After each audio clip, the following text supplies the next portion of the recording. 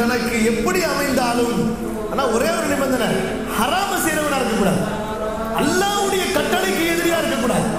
அதை தவிர அவன் அழகில் குறைந்தவனாக இருந்தாலும், அவன் அறிவில் குறைந்தவனாக இருந்தாலும், அவன் படிப்பில் குறைந்தவனாக இருந்தாலும், அவன் வசதியில் குறைந்தவனாக இருந்தாலும், எந்த மனைவி அந்த கணவனை மதிக்கிறாளோ அவள் தான் சொர்க்கத்து மனைவி. எந்த மனைவி தனது கணவனை மதிக்கவில்லையோ, தன்னுடைய படிப்பு, தன்னுடைய அறிவு, தன்னுடைய பரம்பரை, தன்னுடைய பணம், தன்னுடைய குடும்பம் என்ற பெருமையில் கணவனை மதிக்காமல் திமிரு கொள்கிறாளோ அவள் சொர்க்கத்து பெண் அல்ல, அவள் நரகத்துக்கு சொந்தமான பெண். அல்லாஹ் பாதுகாக்க. அந்த பெண்கள் என்ன சொல்லுவாங்க, அவங்கள பார்த்த உடனேயே அல்ஹம்துலில்லாஹ் என்று சொல்லுவாங்க.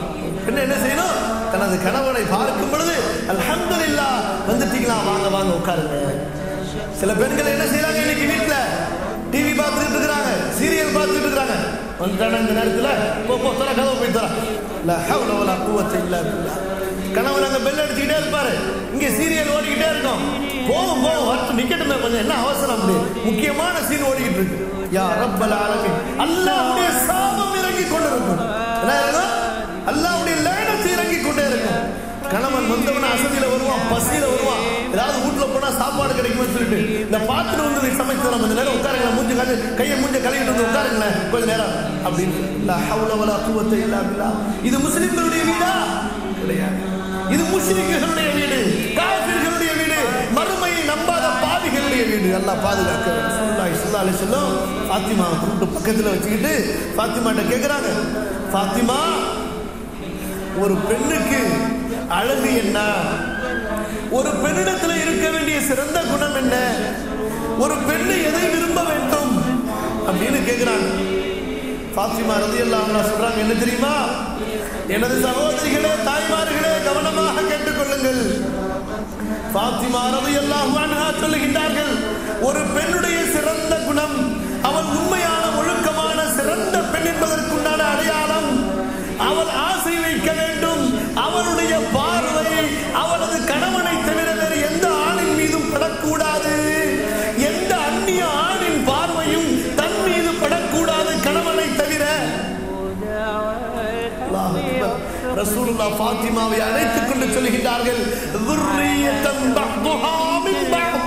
இது என்னுடைய சந்ததி அல்லவா, இது என்னுடைய சந்ததி அல்லவா, இப்படிப்பட்ட ஒழுக்கம் இந்த பெண்ணிடத்தில் ஃபாத்திமாவிடத்தில் இருக்கத்தான் வேண்டும். இன்னைக்கு பெண்கள் என்ன செய்யறாங்க, அந்நிய ஆண்களை பார்க்கறாங்க, அவங்கள்ட்ட பேசுறாங்க. இதனால எவ்வளவு பெரிய முசீபத்துகள் இந்த சமுதாயத்தில் வருது பாருங்க. காஃபிர், அல்லாஹ்வை நம்பாத முஷ்ரிக்குகள், இந்த மஜூசிகள், சிலைகளை வணங்கக்கூடிய, அல்லாஹ்விற்கு துரோகம் செய்யக்கூடிய இந்த துரோகிகள், அவங்களுடைய வீட்டில் நடக்கக்கூடிய அசிங்கம், கள்ள தொடர்பு, அசிங்கமான உறவுகள், ஓடி போறது, இது இன்னைக்கு நம்ம பார்க்கிறோம். யார் வீட்டுல நடக்குது? முஸ்லிம் வீட்டுல நடக்குது. ஒரு முஸ்லிம் பொம்பளை புள்ள காஃபிரோட ஓடி போயிடுறான். ஒரு முஸ்லிமுடைய மனைவி அந்நிய ஆணுடனே தொடர்பு கொண்டிருக்கிறார். அல்லாஹ் அக்பர். கேவலம், கேவலம்.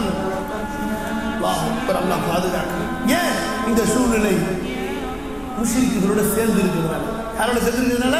முஷ்ரிக்குகளோட சேர்ந்து இருக்கிறதுனால, அவங்களோட ஒட்டி உறவாடி இருக்கிறதுனால.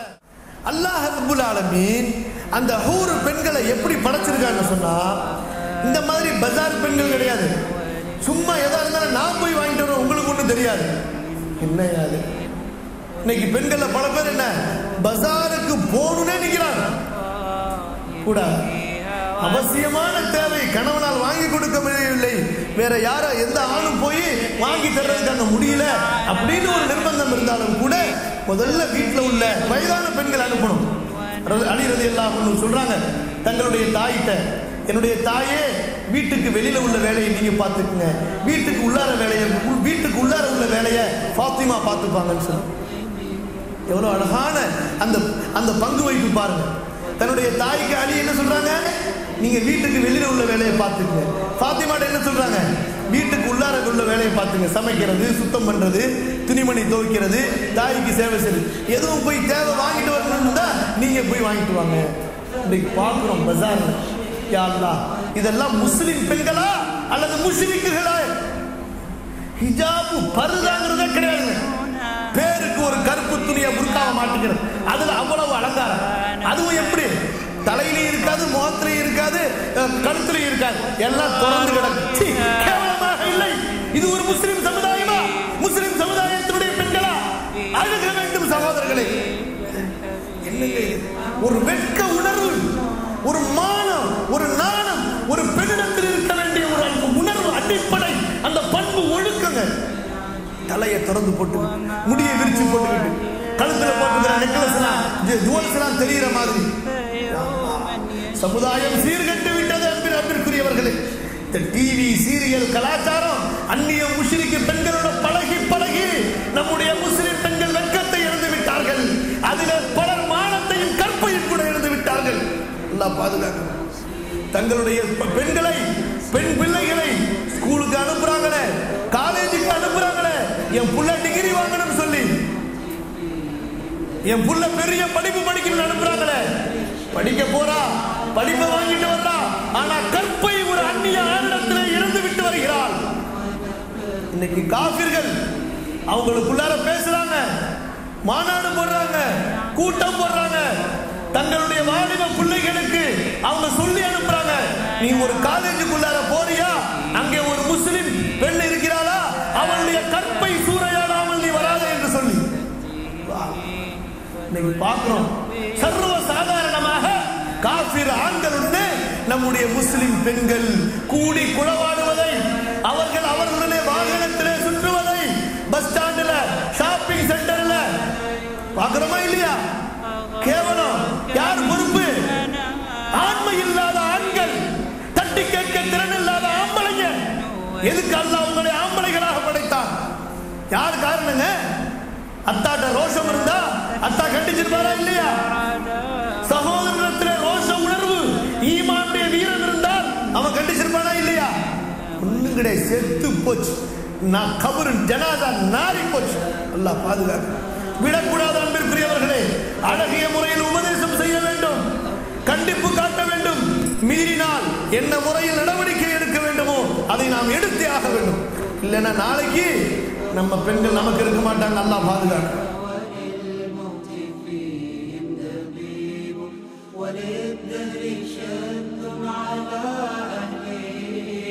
فبين مشرق ونبل مصيب